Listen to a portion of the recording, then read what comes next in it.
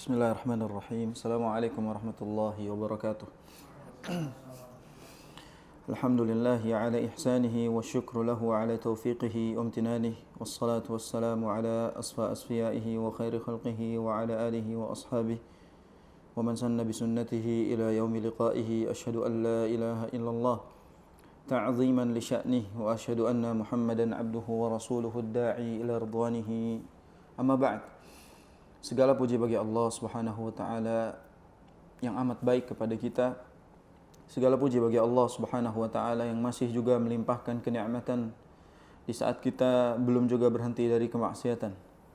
Segala puji bagi Allah Subhanahu wa taala yang senantiasa membawa kita ke jalan-jalan kebaikan. Segala puji bagi Allah Subhanahu wa taala yang dengan seluruh nikmatnya kita masih bisa melanjutkan ketaatan kepadanya. Semoga kita semua termasuk ke dalam hamba-hambanya yang pandai bersyukur. Karena bersyukur itu terdengar mudah, namun pada kenyataannya kita sulit untuk mempraktekannya. Bukti bahwasanya rasa syukur kita sebenarnya tidak sebanding dengan kenikmatan yang Allah SWT berikan kepada kita. Makanya Allah SWT mengabarkan kepada kita, wa atakum min kulli ma sa'altumuhu, dan aku telah berikan kepada kalian segala yang kalian minta kepadaku. Dia Allah udah kasih semua yang kalian minta kepadaku. Wa in ta'uddu ni'matallahi la tuhsuha. Kalau kalian ingin menghitung-hitung nikmat yang aku berikan, niscaya kalian tidak akan mampu menghitungnya. Dengan mana niscaya kalian tidak akan mampu membalasnya. Dan para ulama tafsir menjelaskan ayat ini bahwasanya sejatinya rasa syukur kita kepada Allah tidak setara dengan kenikmatan yang Allah berikan. Kalau syukur kita dinilai dari jumlah salatnya, sejatinya salat kita tidak lebih banyak dibandingkan nikmat yang Allah kasih.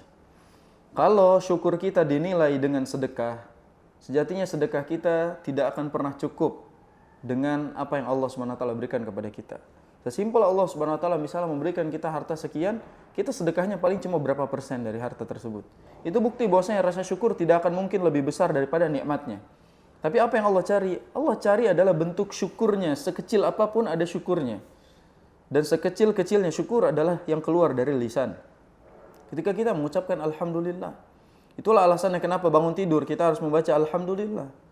Alladzi ahyana ba'dama amatana wa ilaihin nusyur. Segala puji bagi Allah Subhanahu wa taala yang telah menghidupkan kami setelah mematikan kami. Dan kehidupan itu kenikmatan yang besar. Maka kita mulai awal dari kehidupan kita dengan Alhamdulillah. Jangan sampai dalam satu hari kita tidak pernah mengucapkan Alhamdulillah, bahkan lupa mengucapkan Alhamdulillah. Itu syukur yang paling minimal. Dan di antara syukur yang Nabi SAW sampaikan kepada kita adalah la yashkurullah man la yashkurun nas. Tidak termasuk bersyukur kepada Allah Subhanahu wa taala orang-orang yang tidak berterima kasih kepada jasa-jasa orang yang telah berbuat baik kepada dia. Maka di antara bentuk syukur kita kepada Allah adalah berterima kasih kepada mereka yang memberikan kebaikan-kebaikan kepada kita. Yang mana mereka menjadi wasilah kebaikan dari Allah Subhanahu wa taala untuk kita. Kadang-kala kita lupa berterima kasih kepada mereka yang memiliki jasa dalam kehidupan kita. Kadang-kala terima kasih kita cuma ditentukan pada hari-hari tertentu. Terima kasih kepada bapak pada hari bapak. Terima kasih kepada ibu pada hari ibu. Terima kasih kepada guru pada hari guru. Bahkan terima kasih kepada Allah Subhanahu wa taala hanya pada lebaran saja. Artinya kita berterima kasih kepada segala kebaikan pada hari-hari tertentu, padahal sejatinya di antara tanda kita bersyukur kepada Allah adalah berterima kasih kepada siapapun yang menjadi wasilah kebaikan untuk kita. Tanya diri kita berapa kali berterima kasih kepada orang tua. Tanya kepada kita berapa kali berterima kasih kepada ibu yang telah mengorbankan hidup dan matinya untuk kita.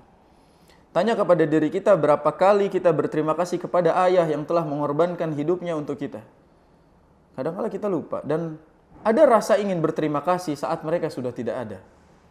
Justru muncul rasa ingin mengucapkan terima kasih kepada mereka saat mereka sudah tidak ada. Ta'lu makanatu syai' inda faqdih. Akan muncul keistimewaan sesuatu tatkala sudah mulai hilang. Dan ucapan terima kasih itu baru akan muncul ketika mereka sudah tidak ada. Sebagaimana kita malu mengucapkan terima kasih kepada mereka, mengucapkan maaf kepada mereka, itu gengsi. Tapi ketika mereka sudah tidak ada, seolah gengsi itu lenyap dan kita ingin meminta maaf, berterima kasih sebanyak-banyaknya kepada mereka. Sebelum tiba masanya, maka kita hendaknya memaksimalkan setiap momen yang Allah SWT berikan kepada kita untuk berterima kasih pada kebaikan banyak orang. Karena tatkala waktu berterima kasih sudah habis, kita tidak bisa lagi mengucapkannya. Maka yang harus kita ketahui adalah, jadilah anak yang berterima kasih kepada orang tuanya dengan cara berbakti kepada keduanya. Dan berterima kasih kepada kedua orang tua itu tidak cukup dengan lisan. Pun sebenarnya dengan lisan kadang-kala kita nggak pernah mengucapkannya. Dulu saya waktu masih SMP, masih SMA, saya pikir terima kasih dan maaf itu hal yang paling tidak perlu diucapkan kepada orang tua. Karena terima kasih untuk orang tua itu nampaknya gengsi kita ucapkan. Dan kata terima kasih itu seolah-olah hilang gara-gara menganggap semua itu kewajiban mereka, memberikan kebaikan-kebaikan itu kepada kita. Begitu pula maaf. Ketika kita melakukan kesalahan kepada mereka, mengucapkan maaf itu seolah-olah menjadi suatu yang paling merendahkan diri kita. Padahal kita kalau bisa minta maaf setiap hari. Kalau bisa mengucapkan terima kasih setiap hari kita ucapkan terima kasih kepada mereka atas jasa-jasa mereka. Bahkan ketika kita di posisi sekarang, kita sukses, mendapatkan keberhasilan, mendapatkan rezeki, orang tua masih ada, harusnya kita berterima kasih juga kepada mereka. Boleh jadi ini semua adalah doa mereka yang dikabulkan oleh Allah SWT. Kadang-kala kita mendapatkan sesuatu yang besar, kita nggak pernah minta ini kepada Allah. Atau kita minta tapi tidak sebesar ini. Boleh jadi itu adalah doa-doa dari mereka. Maka kalau bisa ucapkan terima kasih setiap hari, terima kasih setiap hari. Karena momen seperti itu menunjukkan kita benar-benar bersyukur kepada Allah Subhanahu wa taala. Dan terima kasih itu ditujukan kepada ibu lebih besar dibandingkan kepada bapak. Porsi bakti dijelaskan dalam syariat Islam. Berbakti kepada kedua orang tua perintah. Dan kalimatnya banyak. Wa'budullaha wa la tusyriku bihi syai'a wa bil walidaini ihsana. Dan itu secara umum. Beribadahlah kalian kepada Allah dan janganlah melakukan kesyirikan dan berbuat baiklah kepada kedua orang tua dengan porsi yang sama di ayat ini. Di banyak ayat juga dengan porsi yang sama. Wa bil walidaini ihsana, wa bil walidaini ihsana, dengan porsi yang sama. Tapi ketahuilah Allah Subhanahu wa taala juga memberikan porsi lebih kepada ibu di beberapa ayat. Makanya Allah SWT berfirman apa? Wa wassaynal insana biwalidayhi hamalathu ummuhu wahnan ala wahn wa fisaluhu fi amain an ishkur li wa liwalidayk ilayil masir. Allah SWT menyebutkan, dan kami wasiatkan kepada para manusia untuk berbakti kepada kedua orang tua, berbuat baik kepada kedua orang tua. Terkhusus hamalathu ummuhu wahnan ala wahn. Terkhusus kepada ibu yang telah hamil dengan rasa sakit, dengan lemah yang terus-menerus, dan dia telah melahirkanmu dengan kesulitan. Di ayat yang lain apa? Hamalathu ummuhu kurhan wa wada'athu kurha. Ibumu telah mengandungmu dalam keadaan yang sulit, melahirkanmu juga dalam keadaan yang sulit. Secara khusus, Allah SWT memulai dengan bakti kepada kedua-duanya, lalu Allah menambah dengan takaran lebih besar kepada ibu, karena perjuangan mereka lebih besar daripada bapak. Di awal ini kita harus tahu bahwasanya kedudukan ibu untuk kita bakti kepadanya, untuk kita berbuat baik kepadanya lebih banyak porsinya dibandingkan kepada ayah. Makanya di sini di bab ini penulis itu menyebutkan secara khusus di antara sikap seorang muslim yang ideal kepada orang tuanya adalah yabarru ummahu tsumma abahu. Dia berbakti kepada ibunya kemudian kepada bapaknya. Menandakan bahwasanya bakti kepada ibu itu lebih tinggi dibandingkan bakti kepada bapak. Di antara hikmah juga sebenarnya, kenapa syariat Islam mengedepankan bakti kepada ibu dulu baru kepada bapak? Karena orang yang sudah berbakti kepada ibunya, sudah baik kepada ibunya, pasti baik kepada bapaknya. Karena ketika kita berterima kasih kepada ibu, insya Allah kita juga termasuk orang yang berterima kasih kepada bapak. Kalau sebaliknya mungkin belum tentu. Berterima kasih kepada bapak, belum tentu berterima kasih kepada ibu. Karena ngasih uang bapak, yang nyekolahin bapak. Yang ini belum tentu bersyukur kepada ibu. Tapi kalau orang sudah bersyukur dan berbakti kepada ibunya, pasti berbakti kepada ayahnya. Maka dalam hal ini syariat justru mengajak kita untuk memberikan porsi lebih besar kepada ibu dibandingkan kepada bapak. Antum tahu bahwasanya Nabi SAW di hadis yang waktu itu pernah kita bahas tentang seorang laki-laki yang berbaiat kepada Rasul SAW untuk berjihad. Dia ingin ikut jihad. Lalu Nabi SAW bertanya dengan pertanyaan yang menohok sebenarnya. Fahal min walidaik ahadun hayyun? Apakah salah seorang dari kedua orang tuamu masih hidup? Sampai orang tersebut, na'am, bal kilahuma, dua-duanya masih hidup ya Rasul. Makanya Rasulullah SAW nyuruh pulang, fajahid, fabihima fajahid. Kamu berjihad dengan berbakti kepada keduanya. Itu dengan porsi yang sama. Tapi di dalam hadis yang lain, Nabi SAW di hadis yang kemarin kita bahas juga tentang kisah bintu Abi Bakar, Asma bintu Abi Bakar, ketika bertanya kepada Rasulullah SAW, "Ya Rasulullah, ibuku datang kepadaku meminta sesuatu. Apakah aku harus bertemu dengannya dan memberikannya?" Padahal ibunya musyrik. Ibunya adalah musyrik. Tapi Rasulullah SAW justru memerintahkan untuk berbuat baik kepada ibumu. Jadi Rasulullah SAW di beberapa kesempatan itu menyetarakan kedua porsi tersebut, dan di beberapa hadis justru mengedepankan ibu. Sebagaimana sabda Nabi SAW dalam hadis ketika Nabi SAW ditanya, "Man ahaqqun nasi bi husni sahabati?" Siapa manusia yang paling berhak mendapatkan perbuatan baikku? Siapa manusia yang paling berhak mendapatkan kebaikan aku? Sebenarnya ini pertanyaan jelas sekali. Siapa manusia yang paling berhak merasakan kebaikan diriku? Kata Rasul sallallahu alaihi wasallam, ummuka, ibumu. Orang ini nanya lagi, summa man? Mungkin harapan dia setelah ibu siapa gitu. Mungkin bisa jadi bapak atau saudaranya yang lain. Tapi Rasul menjawab dengan jawaban yang sama. Qala ummuka, ibumu. Qala summa man? Siapa lagi ya Rasul? Qala ummuka, ibumu. Qala summa man? Siapa lagi ya Rasul? Qala abuka. Jadi Rasulullah SAW menyebutkan 3 kali ummuka, ummuka, ummuka, abuka. Artinya berterima kasih kita kepada ibu 3 kali dan kepada bapak sekali. Bukan merendahkan derajat bapak, bukan mengecilkan jasa bapak, tapi sejatinya jasa ibu lebih besar di dalam kehidupan manusia. Maka heran ketika ada manusia di zaman sekarang menyiksa wanita, memukul wanita, KDRT. Padahal dia lahir dari seorang wanita. Dia lahir dari rahim seorang wanita. Bagaimana mungkin dia menyiksa seseorang yang mana ibunya juga wanita? Ibunya adalah perempuan yang harus ia hormati. Nah, di sini sebagaimana yang kita bahas bahwasanya perkataan Nabi ummuka, ummuka, ummuka itu mengandung beberapa hikmah. Di antara hikmahnya adalah ummuka yang pertama itu syukur bakti kita atas proses ngandungnya. Hamalatu ummuhu wahnan. Ibu kita mengandung dalam keadaan yang lemah, sulit. Kalau mereview, kalau kita mengingat flashback tentang bagaimana istri kita hamil misalnya, melihat bagaimana perjuangan istri kita hamil, melihat awal kehamilannya, itu sangat-sangat kasihan melihatnya. Segala macamnya nggak enak, segala macamnya susah. Ini baru awal-awal kehamilan. Dan kalau ditanya sebenarnya perempuan itu siap atau tidak untuk hamil, tidak ada perempuan yang siap. Tapi mereka belajar untuk siap. Mereka belajar untuk adaptasi sama keadaannya. Itulah sebabnya kita harus menghormati ibu, karena mereka beradaptasi atas perubahan kehidupan di dalam dirinya. Tiba-tiba ada yang membuat perutnya sakit. Tiba-tiba ada yang membuat makannya jadi tidak enak. Ada yang membuat jadi muntah-muntah. Dan itu berjalan 9 bulan. 9 bulan, subhanallah. Kita sakit kadang sebulan aja udah pengen syahadat rasanya. Kita sakit kadang-kadang meriang, demam, itu segala macam. Sehari 2 hari udah pengen syahadat.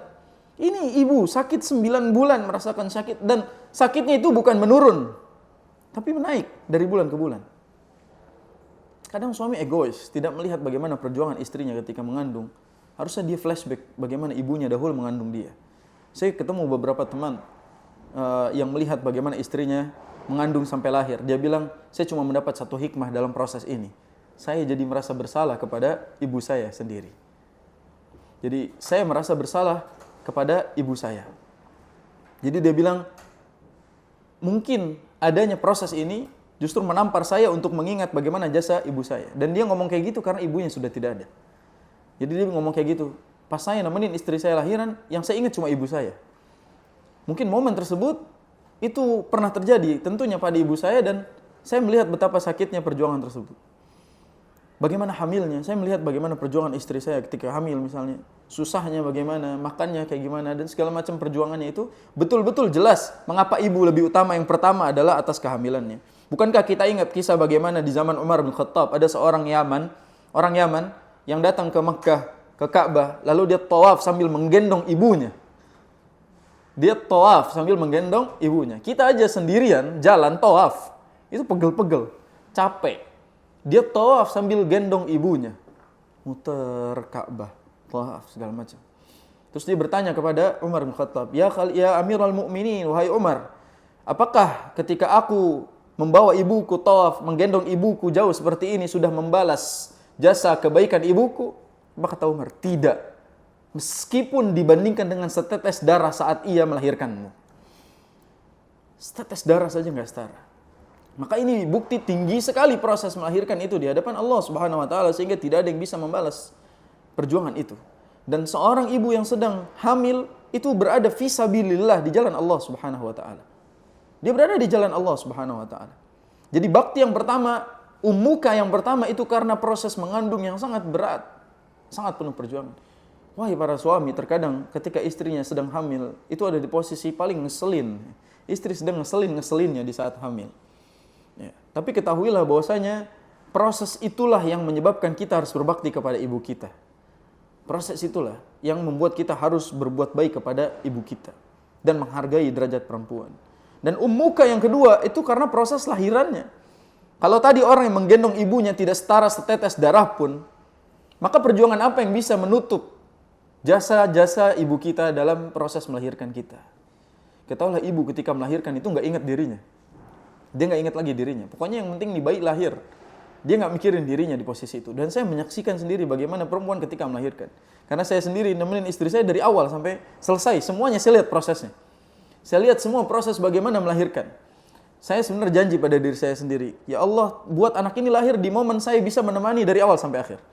Jangan sampai saya sedang tidak ada bersamanya. Dan saya melihat semuanya. Bagaimana Allah Subhanahu wa taala memunculkan kita ke dunia ini. Dan bagaimana perjuangan ibu ketika melahirkan. Saya melihat betul bagaimana dari satu pembukaan ke pembukaan yang lain itu sangat-sangat menyakiti perempuan. Dia duduk sakit, mules, berdiri mules, jimbol mules, dan bidan dan dokternya bilang apa? Terusin jimbalnya sampai benar-benar mules. Sakit disuruh terus sakit katanya. Semakin sakit semakin bagus. Apa yang laki-laki bisa lakukan di saat itu, di momen itu? Membagi dua sakitnya? Gak bisa. Itulah sebabnya kenapa bakti itu lebih tinggi. Karena kita tidak bisa membantu itu semua di proses itu. Sampai mereka melahirkan. Di momen mereka melahirkan, mereka itu sudah tidak lagi memikirkan dirinya. Udah, yang penting nih lahir, nih bayi lahir. Dan saya menyaksikan sendiri seorang ibu ketika sudah melahirkan anaknya, rasa sakitnya hilang ketika mendengar suara anaknya nangis. Subhanallah. Padahal sakitnya melahirkan itu tidak bisa dinilai. Bahkan dari segi kedokteran pun. Rasa sakitnya tidak bisa disetarakan dengan sakit apapun. Dan wanita melahirkan dengan sangat kuat. Tapi pria selalu merasa lebih kuat. Padahal perempuan jauh lebih kuat dalam proses itu. Mereka menakjubkan dengan kemampuan yang Allah SWT mudahkan kepada mereka. Maka dalam ini ketika melahirkan, dilihatin saja anaknya hidup, sehat, hilang semua sakitnya. Padahal di momen itu semuanya sedang tidak baik-baik saja. Dia sedang sakit, bahkan ada robekan, ada jahitan, dan seterusnya. Tapi dia lupa sama semua itu kalau anaknya sudah selamat lahir. Sebagaimana kita waktu itu katakan, kalau dokter bertanya kepada sang ibu, ini cuma ada dua pilihan. Anaknya lahir, tapi ibunya tidak selamat, atau ibunya selamat, anaknya tidak selamat. Maka di momen itu, ibu tanpa pikir panjang, dia akan mengatakan, yang penting anaknya selamat. Itulah bukti bahwasanya sebenarnya Allah Subhanahu wa taala benar-benar meninggikan derajat ibu. Yang kedua itu proses melahirkannya, wada'at hukurha. Karena proses melahirkan itu sangat menyulitkan. Dan ummuka yang ketiga adalah ketika proses fisaluhu fi amain, menyapihnya, menyusuinya selama 2 bulan. Selama 2 tahun. Fi amaini, dalam jumlah 2 tahun, di posisi yang disebutkan oleh Allah Subhanahu wa taala. Ibu berjuang, setelah melahirkan mungkin dipikir perempuan bisa istirahat. Dipikir bisa rehat. Ternyata dia harus begadang, dia harus nyusuin anaknya, dia harus ngebersihin kotoran anaknya, dan terus menerus. Nifas belum selesai, tapi anaknya harus tetap diurus sampai akhirnya anak tersebut 2 tahun. Selesai sapi, apakah selesai beban ibu? Terus juga merawat anak yang balita, tumbuh lari, capek kemana-mana, nggak bisa diatur, kabur terus, tidur, nggak tidur-tidur, akhirnya begadang lagi, dan seterusnya. Sampai anaknya dewasa, apakah berhenti nyusahin ibunya? Lah, minta jajan, nyusahin ibunya, banyak maunya, marah-marah, ngelawan. Sampai dia dewasa, apakah berhenti nyusahin ibunya? Enggak. Bahkan banyak orang yang nganggur sampai 25 tahun. Dia kurang nyusahin ibunya, kurang. 25 tahun masih nganggur, kurang. Masih pengen nyusahin orang tuanya. Di posisi 25 tahun masih nyusahin ibunya, subhanallah. Kita nyusahin ibu itu dari lahir. Dan ibu pengen nyusahin kita, itu cuma di masa tua. Cuma di masa tua. Logikanya kalau masa tua itu dimulai 50, dan umur umat Nabi itu cuma sekitar 60-an sampai 70. Cuma 20 tahun orang tua kita nyusahin kita. Kita nyusahin mereka, panjang proses. Minimal 25 tahun tadi kita sebutkan kita nyusahin orang tua kita. Itu 70 kalau sampai. Kalau tidak, Allah panggil duluan. Maka lebih singkat dari itu. Dan kita harus berbakti kepada mereka karena benar-benar birrul muqaddam ala birril ab. Berbakti kepada ibu itu dikedepankan daripada bakti kepada ayah. Ini ada kisah tentang, dan kisah ini sebenarnya terkenal di hadis riwayat Bukhari dan Muslim. Kisahnya Ibnu Abbas. Dan Ibnu Abbas itu punya gelar yang khusus. Di antara gelar yang disematkan kepada Ibnu Abbas adalah Habrul Ummah, atau tintanya umat. Karena Ibnu Abbas itu orang yang cerdas, pakar tafsir, seorang alim yang meriwayatkan banyak hadis. Nah, di sini ada kisah tentang bagaimana berbakti kepada ibu itu sebanding dengan pengampun dosa, penghapus dosa. Berbakti kepada ibu itu ternyata amalan yang paling mendekatkan kepada Allah Subhanahu wa taala. Jadi kisah ini disampaikan dan diriwayatkan oleh sahabat, kalau nggak salah Atha bin Yasar Atha bin Yasar meriwayatkan hadis ini.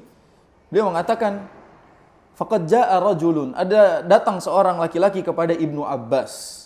Laki-laki datang kepada Ibnu Abbas dan dia mengatakan, inni khatabtu imra'atan fa abat an tankihani wa khatabaha ghairi fa ahabbat an tankihahu.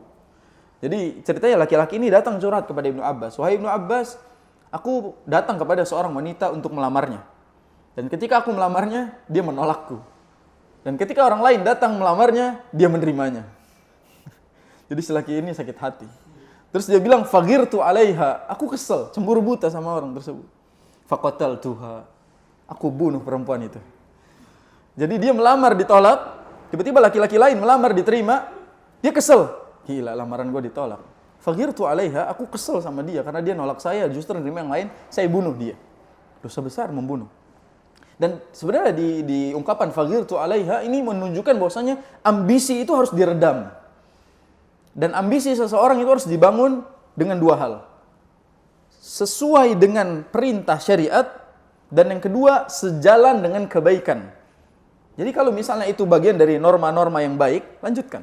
Tapi kalau ambisi di luar di dua kaidah syariat dan norma, maka tinggalkan. Nah, ini juga nasihat bagi para laki-laki, kalau ditolak cari yang lain. Mati satu tumbuh 1000, mati satu tumbuh 1000, ditolak satu masih ada 999 orang yang mau nolak antum gitu. Masih banyak yang mau nolak. Tenang. Jadi ditolak satu, masih ada 999 lagi yang bakal nolak antum. Tenang aja. Masih banyak wanita di dunia ini, 1:50, laki-laki dan perempuan. Masa ditolak satu wanita, dia bunuh wanitanya karena sakit hati. Sebagaimana kisah dahulu para penyair itu ketika jatuh cinta sama perempuan, habis-habisan dia. Belum tahu kisah Majnunu Laila? Bukan Laila Majnun ya, Majnunu Laila. Karena kalau Laila Majnun yang gila Laila. Secara kaidah Laila Majnunah gitu ya. Nah, ini Majnunu Laila, penggilanya Laila.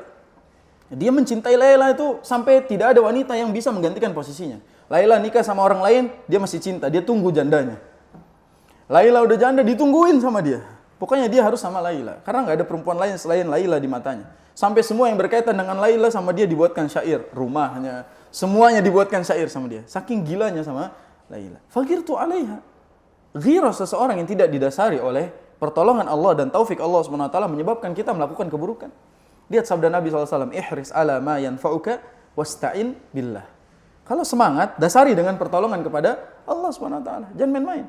Terkadang ambisi itu membuat kita buta. Dan kebutaan itu membuat kita pada akhirnya melakukan kecelakaan. Faqataltuha, singkatnya dibunuh si perempuan itu. Terus dia nanya, fahali min taubah, apakah aku masih punya kesempatan untuk bertaubat? Jadi pertanyaan fahali min taubah itu masih ada sisi baiknya nih orang. Karena dia masih merasa bersalah. Jadi seseorang itu ketika melakukan keburukan, kalau dia merasa bersalah dan ingin taubat, itu masih ada kebaikan. Masih ada titik di mana dia pasti berubah dengan itu. Dan fahali min taubah itu bukti Allah menginginkan kebaikan buat dia. Kalau di dalam hati kita tidak pernah merasa bersalah ketika melakukan dosa, maka tidak ada kebaikan pada diri kita. Tapi kalau setiap ngelakuin dosa gelisah, ngerasa bersalah, ngerasa takut, itu berarti Allah masih menginginkan kebaikan buat kita. Dan dia bertanya kepada orang yang tepat, yaitu kepada Ibnu Abbas. Itu menandakan kalau kita tidak tahu tentang sesuatu, ingin bertanya tentang hal tersebut, tanyakan kepada orang yang tepat. Kalau dia bertanya kepada orang yang salah, maka mungkin jawabannya salah dan akan mencelakakan dirinya. Antum tahu kisah dalam Sahih Bukhari, kisah tentang seorang laki-laki yang membunuh 99 orang. Ini viral. Ini viral di Sahih Bukhari, maksudnya bagi orang yang membuka Sahih Bukhari dia tahu di ini. Jadi dia membunuh 99 orang. Si laki-laki ini membunuh 99 orang. Akhirnya dia mencari orang untuk mencari jawaban apakah saya masih punya kesempatan untuk bertaubat. Didatangin sama dia seorang rahib. Rahib itu ditanya, "Fahal li min taubah? Aku sudah membunuh 99 orang. Apakah saya masih punya kesempatan untuk bertaubat?" Kata si rahib itu apa? "Tidak, kamu udah keterlaluan. Taubat kamu nggak akan diterima." Sama laki-laki itu dibunuh rahibnya. Genap dong jadi 100. Jadi 99 portfolio bunuhnya, gara-gara bunuh itu rahib jadi 100. Dia nanya, apakah saya masih ada kemungkinan diterima taubatnya? Kata dia, enggak, kamu nggak bakalan diterima taubatnya. Kesel dong, dibunuh. Nambah dosanya. Berarti bertanya kepada orang yang salah, itu bisa menimbulkan kesalahan yang baru. Tadinya dia mau taubat, jadi nambah korbannya jadi 100. Dan pada akhirnya dia bertanya lagi kepada seorang alim, "Fahal li min taubah, apakah saya masih punya kesempatan untuk taubat?" Kata seorang alim itu apa? "Tentu. Apa yang menghalangimu dari taubat kepada Allah Subhanahu wa taala?" Kata si alim itu, "Sekarang kamu pergi ke tempat yang disebutkan sama beliau, ke tempat ini, kamu pergi ke tempat itu dan jangan pulang ke tempat kamu karena tempat kamu toksik. Tempat kamu ini toksik, membuat kamu nantinya akan rusak lagi." Itu bukti bahwasanya kalau pengen berubah, hijrah, pindah circle. Kalau pengen berubah, cari circle yang lain, jangan kembali lagi ke circle lama. Boleh jadi kita rusak kembali. Apapun alasannya, pergi ke tempat yang lebih baik. Nah, singkatnya cerita ini sebenarnya mengambil pelajaran bahwasanya tanyalah sesuatu kepada orang yang tepat, dan semua orang sebenarnya punya kesempatan untuk bertaubat. Kenapa? Karena innallaha yaghfiru dzunuba jami'a. Innallaha yaghfiru dzunuba jami'a. Allah itu mengampuni seluruh dosa. Innahu huwal ghafurur rahim. Allah Subhanahu wa taala itu Maha Pengampun. Bahkan kata Allah Subhanahu wa taala dalam hadis qudsi, untuk harus tahu ini. Kata Allah Subhanahu wa taala dalam hadis qudsi, "Ya ibadi, innakum tukhti'una bil-laili wan-nahar, wa ana aghfiru dzunuba jami'a, fastaghfiruni aghfir lakum." Kata Allah SWT dalam hadis qudsi, "Wahai hamba-hambaku, sesungguhnya kalian itu melakukan kesalahan pagi dan malam. Beristighfarlah kalian kepadaku, maka aku akan ampuni dosa-dosa kalian." Jadi kuncinya cuma istighfar. Antara dosa dengan ampunan hanya terhalang istighfar, hanya terhalang taubat. Dan orang ini menginginkan kebaikan. Fahal li min taubah? Lalu apa kata Ibnu Abbas? Lihat, singkat sekali jawaban Ibnu Abbas. Fahal li min taubah? Apakah saya masih punya kesempatan untuk taubat? Kata Ibnu Abbas apa? "Ummuka hayyun, ummuka hayyun, ummuka hayyatun." Apakah ibumu masih hidup? Lihat, Ibnu Abbas nanyanya. "Ummuka hayyatun?" Ibumu masih hidup? Apa kata laki-laki itu? "La." Udah meninggal Ibnu Abbas, udah enggak ada. Qala, kata Ibnu Abbas, kalau gitu, tub ilallahi azza wa jal, bertobatlah kamu kepada Allah Subhanahu wa taala, wa taqarrab ilaihi mastata'ta, dan mendekatlah kamu kepada Allah Subhanahu wa taala sesuai kemampuanmu.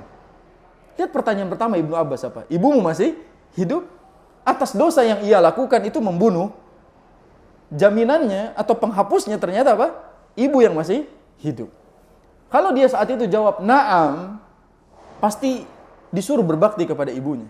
Dan pertanyaan ini sebenarnya muncul di dalam benaknya Atha bin Yasar periwayat hadis ini.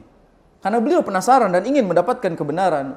Beliau penasaran, tanya kepada Ibnu Abbas. Faqul fasa'altu Ibnu Abbas. Aku tanya kepada Ibnu Abbas, "Lima sa'altahu an hayati ummihi?"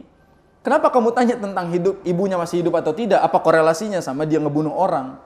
Ditanya. Ini orang ngebunuh, pengen taubat. Kenapa kamu tanya ibunya hidup? Apa korelasinya? Kata Ibnu Abbas apa? "Inni la a'lamu amalan aqraba ila Allah azza wa jal min birril walidah." Aku tidak melihat satu amalan yang paling mendekatkan kepada Allah Subhanahu wa taala kecuali berbakti kepada ibu. Jadi berbakti kepada ibu setara untuk mengampuni kesalahan membunuh. Besar derajatnya. Ini berarti kedudukan ibu itu, kalau ibu masih hidup, ampunan itu peluangnya masih besar. Kalau ibu masih hidup, dosa-dosa kita diampuni itu besar peluangnya. Permasalahannya kalau ibu udah nggak ada, nah itu taubat susah, beramal panjang. Berarti ada amalan yang lebih ringan dan lebih mudah, lebih mendekatkan kepada Allah SWT, itu berbakti kepada ibu. Kadang-kala dipikir-pikir, ustadz capek kemana-mana dakwah, suaranya habis, kepalanya pusing, capek di mana-mana. Padahal dia punya ibu, harusnya dipulang aja ke ibunya, dibakti sama ibunya, selesai. Pahalanya lebih besar daripada dakwahnya. Pahalanya lebih besar daripada seluruh amalan yang dia lakukan. Kalau dia ngelakuin dosa, nggak usah capek-capek ngapus dosanya dengan kebaikan-kebaikan yang jauh. Ibunya aja, selesai. Maka di sini Ibnu Abbas menunjukkan kepada kita bahwa kehidupan ibu itu sangat berpengaruh terhadap diampuninya dosa kita di hadapan Allah Subhanahu wa taala. Itulah sebabnya kenapa Al-Imam Al-Bukhari dalam Al-Adabul Mufrad memisahkan bab antara birrul dengan birrul ab. Dan Al-Quran juga telah menjelaskan itu bahwa kedudukan ibu itu lebih tinggi sebagaimana ayat yang tadi kita baca dalam surat Luqman, wassaynal insana biwalidayhi hamalatu ummuhu wahnan ala wahn wa fisaluhu fi amaini anishkurli waliwalidayka ilayyal masir. Lihat ayat ini, anishkurli waliwalidayk. Bersyukurlah kamu kepadaku dan berterima kasihlah kamu kepada orang tuamu. Disatukan oleh Allah SWT. Bersyukurlah kamu kepadaku dan kepada orang tuamu. Jadi yang menyuruh bersyukur kepada orang tua adalah Allah SWT. Dan ayat ini menunjukkan kedudukan orang tua yang sangat tinggi. Sampai penulis bilang gini, faya litarbiyatil ulia wa ya litawjihil insanir rahim. Ini ungkapan takjub disebutkan oleh penulis. Subhanallah, ini adalah tarbiyah yang sangat tinggi. Ini adalah petunjuk yang sangat luar biasa dari Allah Subhanahu wa taala. Fasyukru walidaini ala ma asdaya lil waladi min khairin yali syukrillahi azza wa jalla. Terima kasih kita kepada orang tua itu setara dengan syukur kita kepada Allah Subhanahu wa taala. Maka di sini jangan sampai kita kehilangan kesempatan surga terbesar kita, surga terdekat kita yaitu ibu kita. Dan dulu kita mungkin sering banget muhasabah, terus orang yang muhasabah itu selalu bilang, bayangkan kalau pulang di rumah itu ada bendera kuning gitu ya. Ibumu sudah tidak ada, ibumu sudah pergi. Apa yang kamu rasakan? Apa yang membuat kamu, apa yang akan kamu lakukan? Dan ternyata perjalanan seperti itu membuat kita berpikir bahwasanya detik-detik bersama ibu, detik-detik bersama orang tua itu benar-benar berharga. Dan kalau dikalkulasikan, saya sebenarnya pengen bacakan di sini perkataan penulis yang menohok tentang seorang itu kalau sudah punya istri, sudah punya anak, dia disibukkan dengan keluarganya, sehingga dia akan melupakan ibunya. Seorang suami ketika sudah punya istri yang solehah, dia punya anak yang lucu-lucu, yang soleh-solehah, maka dia akan disibukkan dengan itu. Dan dia akan melupakan ibunya. Sebagaimana yang kita sampaikan bahwasanya seiring kita yang terus membesar, seiring kita yang terus berjaya dengan kesuksesan, orang tua kita justru semakin menurun kesehatan dan kehidupannya semakin berkurang. Seharusnya kita tahu kedudukan itu. Dan seharusnya cukup bagi kita mengerti bahwasanya syariat meminta kita memperhatikan mereka lebih dari perhatian sekedar transfer kepada mereka. Karena sejatinya transfer uang kepada mereka sama sekali tidak menjadi bakti sampai kita menenangkan dan menyenangkan mereka. Ini dua poin yang besar, menenangkan dan menyenangkan. Kita harus bisa menjadi anak yang menenangkan hati orang tua, menyenangkan hidup orang tua. Terutama ibu. Menenangkan mereka dengan kehadiran. Menyenangkan mereka dengan mengabulkan, berusaha mengabulkan apa yang mereka inginkan. Dan ketahuilah orang tua adalah orang yang tidak mungkin mau membocorkan kelemahannya di hadapan anaknya. Orang tua sakit tuh kadang gak bilang sama kita. Orang tua lagi butuh, gak punya uang, gak mungkin ngomong sama kita. Dan kalaupun ngomong, belum tentu kita mau bantu atau bisa bantu kepada mereka. Maka dalam hal ini kita yang harus peka dan inisiatif. Terjun langsung membantu kepada orang tua. Saya butuh menasihati semua anak yang sekarang sudah sukses. Dan lempar-lemparan ke saudara-saudaranya untuk ngurus orang tuanya. Orang tua punya 5 anak, dan 5-5-nya gak ada yang bisa ngurus. Dia nyuruh-nyuruh. Yang harus ngerawat orang tua anak pertama katanya. Siapa yang nyuruh? Yang harus ngurus orang tua semuanya, 5-5-nya. Sama seperti orang-orang kita yang ngurus ibu itu ya anak perempuan. Anak perempuan yang harus ngurus ibu. Padahal yang harus ngurus ibu adalah semua anaknya. Berlomba-lomba. Kalau zaman sekarang berlomba-lombanya ogah-ogahan. Lo aja deh, lo aja deh, lo aja deh, lo aja deh. Semuanya lo aja deh. Harusnya gua aja deh. Harusnya saya aja deh. Jadi harusnya ketika ibu itu pengen tinggal di mana, kita berebut. Di rumah saya aja bu, di rumah saya aja bu, di rumah saya aja gitu harusnya. Di rumah kamu aja deh, di rumah kamu aja deh, di rumah dipasing ibunya. Terus dipasing sampai semua anaknya gak ada yang mengurus ibunya. Subhanallah. Dan ketahuilah bahwasanya kehidupan kita itu masih bergantung, terutama laki-laki. Saya kasih nasihat kepada laki-laki karena ibu adalah tetap tanggungan kita sampai kita mati. Adapun perempuan ketika dia sudah menikah sudah lepas tanggung jawabnya kepada orang tuanya. Jadi perempuan kalau sudah nikah baktinya kepada suami pindah. Tapi laki-laki walaupun sudah menikah baktinya harus tetap ke ibunya. Nah di sini ada hadis dari Nabi SAW, anta wa maluka li abika. Kamu dan hartamu itu milik orang tuamu. Ini penting sekali. Kamu dan hartamu milik orang tuamu. Dari hadis ini kadang disalahgunakan juga. Kadang orang tuanya menganggap seluruh harta anak itu punya saya. Ini mobil anak, mobil saya, rumah anak, rumah saya. Ini salah juga. Dan makna anta wa maluka li abika adalah dari harta kita ada hak orang tua kita. Dari harta kita masih ada hak buat orang tua kita. Ini mungkin perlu dicatat. Kapan kita wajib menafkahi orang tua? Kapan posisinya anak wajib menafkahi orang tua? Ada dua. Satu, tatkala orang tua itu miskin dan tidak mampu lagi bekerja. Miskin. Yang kedua, ada di posisi sakit atau bahkan gila, hilang ingatan. Jadi kalau orang tuanya miskin, tidak mampu, yang kedua sakit atau bahkan gila, itu kita wajib menafkahinya. Kalau orang tua kita kaya gimana? Oke, itu tidak wajib bagi kalian. Tapi itu ihsan, kebaikan tambahan buat kalian. Itu bukan wajib. Orang tua sama saya kayak orang tua saya misalnya. Nah, itu berarti memang tidak wajib menafkahi mereka. Tidak wajib. Tapi kalau pengen memberikan sesuatu kepada mereka, itu ihsan, kebaikan buat mereka. Ya, maka dalam hal ini kalau misalnya kita pengen agendakan setiap sebulan kita kasih kepada orang tua, kasih.